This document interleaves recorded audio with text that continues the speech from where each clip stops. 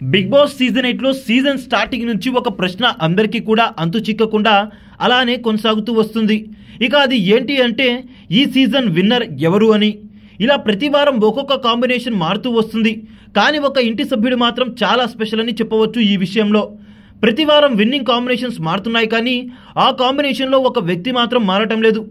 అతను ఆడినా ఆడకపోయినా, అతను ఎంత నెగిటివ్ చేసినా, అతనిదే తప్పు అని అందరూ ప్రూవ్ చేసినా ఆడియన్స్ మాత్రం అతనికి జై కొడుతూ ఎవరైనా అతని తర్వాతే అంటున్నారు. ఇక అది ఎవరు అంటే నిఖిల్. సీజన్ స్టార్టింగ్లో శక్తి క్లాన్ కోసం ఆడేటప్పుడు ఆకలిని కూడా లెక్క చేయకుండా అలాగనే కొనసాగాడులే, కానీ ఎక్కడా కూడా తను నమ్ముకున్న విలువల్ని తాకట్టు పెట్టలేదు, దొంగతనం కూడా చేయలేదు. ఇక అక్కడ మొదలైన నిఖిల్పై ప్రేమ అలా గుండెల్లో పేరుకుపోయి గుడి కూడా కట్టేసుకుంది ఆడియన్స్కి. ఇలా ప్రతి వారం కాంబినేషన్ అయితే మారుతుంది, కానీ కాంబినేషన్లో మాత్రం కాంపిటీటర్ మారటం లేదు. మొదట్లో నిఖిల్ వర్సెస్ ప్రేరణ అన్నారు, తర్వాత నిఖిల్ వర్సెస్ విష్ణుప్రియ అన్నారు, తర్వాత నిఖిల్ వర్సెస్ నబీల్ అన్నారు. ఇక వైల్డ్ కార్డ్స్ వచ్చిన తర్వాత నిఖిల్ వర్సెస్ మెహబూబ్ అన్నారు. ఇక 3 వారాల నుంచి నిఖిల్ వర్సెస్ గౌతమ్ అంటున్నారు. అయితే ఇక్కడ మీరు అండర్లైన్ చేసి హైలైట్ చేసుకోవాల్సిన పాయింట్ ఏంటి అంటే కప్పు రేసులో ప్రత్యర్థులు మారుతున్నారే, కానీ ప్రతిసారి నిఖిల్ మాత్రం కంటిన్యూస్గా కన్సిస్టెంట్గా కప్పు రేసులో కొనసాగుతూనే ఉన్నాడు. ఇక నిఖిల్ వాలకం చూస్తుంటే బిగ్ బాస్ హౌస్లో నాకు నాతోనే పోటీ తప్ప వేరే వాళ్ళతో పోటీ లేదన్నట్టుగా తనకంటూ ఒక స్థాయిని పరపతిని సాధించుకున్నాడు తన ఆటతో. ఒక్క నిఖిల్తో తలపడి గెలవడానికి హౌస్ మొత్తం ఏకమైనా గెలవలేకపోతున్నారు. నిఖిల్ని ఓడించాలంటే ఒకటి వెన్నుపోటైనా పడవాలి, బాహుబలి సినిమాలో కట్టప్పలాగా, లేదా నిఖిలే కావాలని త్యాగం చేసి ఉండాలి. అలా ఆడుతున్నాడు నిఖిల్. ఇలా ఎవరికి తోచినట్టు వాళ్ళు కాకి లెక్కలు కాకమ్మ కబుర్లు చెప్తూనే వస్తున్నారు. అతనే విన్నర్, ఇతనే విన్నర్ అంటూ. కానీ అసలు సిసలైన విన్నర్ నిఖిల్ రూపంలోనే బిగ్ బాస్ హౌస్లో తిరుగుతున్నాడు చూడండి.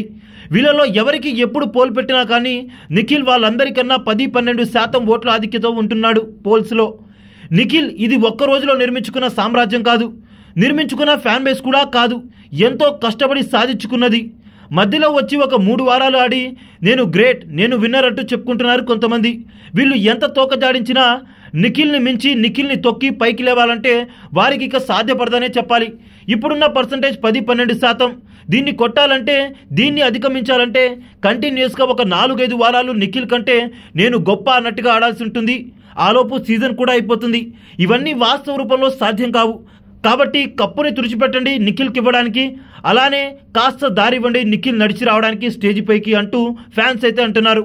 వీళ్ళలో ఎవరైతే నిఖిల్కి ఎక్కువగా గట్టి పోటీని ఇస్తారంటున్నారో వాళ్ళు రన్నర్ అవ్వడానికి మాత్రమే అవకాశం ఉంది తప్ప గెలవడం అనేది సాధ్యం కాదు. అది కలగానే చెప్పుకోవచ్చు. ఇక దీనిపై మీ అభిప్రాయం ఏంటో కామెంట్ చేయండి. నిఖిల్ని కొట్టే మగాడు మొనగాడు ఎవరైనా ఉన్నారని మీరు అనుకుంటున్నారా? నిఖిల్పై గెలిచే ఆ వీరనారి ఎవరవుతుందని మీరు అనుకుంటున్నారు? నిఖిల్ ఈ సీజన్ కప్పు కొట్టడం హ్యాంగర్కున్న చొక్కాని వేసుకొని రావడంతో సమానమని అంటున్న నిఖిల్ ఫ్యాన్స్పై వారు చేస్తున్న కామెంట్లపై మీ అభిప్రాయం ఏంటో కామెంట్ చేయండి.